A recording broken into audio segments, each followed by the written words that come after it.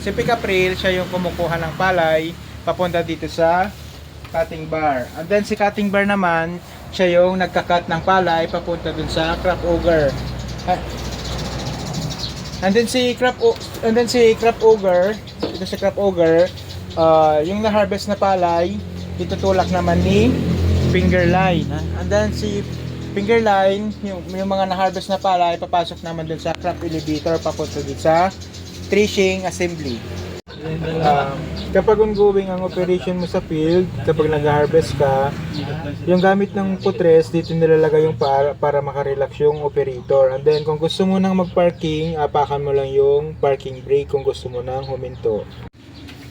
Ignition switch to start the engine. Go. Armband. Ito po yung controller ng buong header. Itong button po na ito, pag pinindot po, yung pick up rail, bababa. Then ito pong isa, pag pinindot po ito, yung pick up rail, aangat. Steering clutch para makontrol yung pag-ikot pakanan at pakaliwa. Tachometer.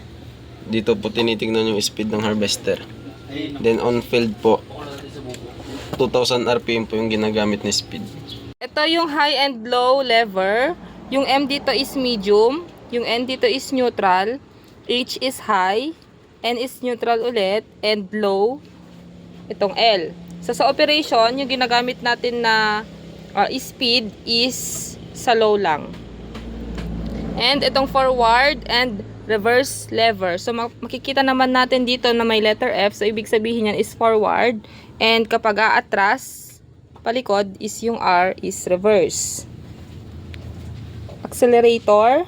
So meron tayong makikita dito na turtle at saka rabbit. So turtle, ibig sabihin mabagal, and rabbit mabilis. So kapag i-increase natin yung speed ng ating accelerator, hatakin lang po natin siya pataas. At makikita natin dito sa may tachometer. So ang ginagamit na operation dito is na speed is 2000. Then ito naman yung threshing clutch lever at reaping clutch lever. So sa threshing clutch lever, kapag minove po natin siya forward, so gagana na po yung ating threshing assembly. At kapag reaping clutch lever naman, yung i-move forward natin, sa lahat ng parts dito sa may header is gagana na yung reaping, sa cutting, sa may pick up reel, and sa may crop auger. Ito po yung reverse crop over. Kapag nabulunan po, ilain lang. Ito po yung platform. Pinagtutungtungan po ng mga baggers. Ito po yung grain outlet. Dito po lalabas yung mga palay. Ito po yung grain tank. Dito po napupunta yung mga na-thresh po ng mga palay. Ito po yung sinasandalan po ng mga baggers. Ito po yung grain outlet. Pag hinila nyo po ito, dito po lalabas yung rice grain. So, number Rowland. Ito po yung trackpad ng aming combine harvester.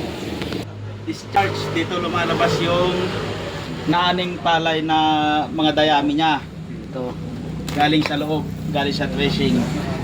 Then ito, fuel filter, kung saan nililinis niya, sinasala niya yung fuel. And fuel water separator, pinaghihiwalay yung fuel and water na papasok dyan sa tangke. Then itong tatlong ito, ballast, siya yung bibigay ballast para sa combine harvester.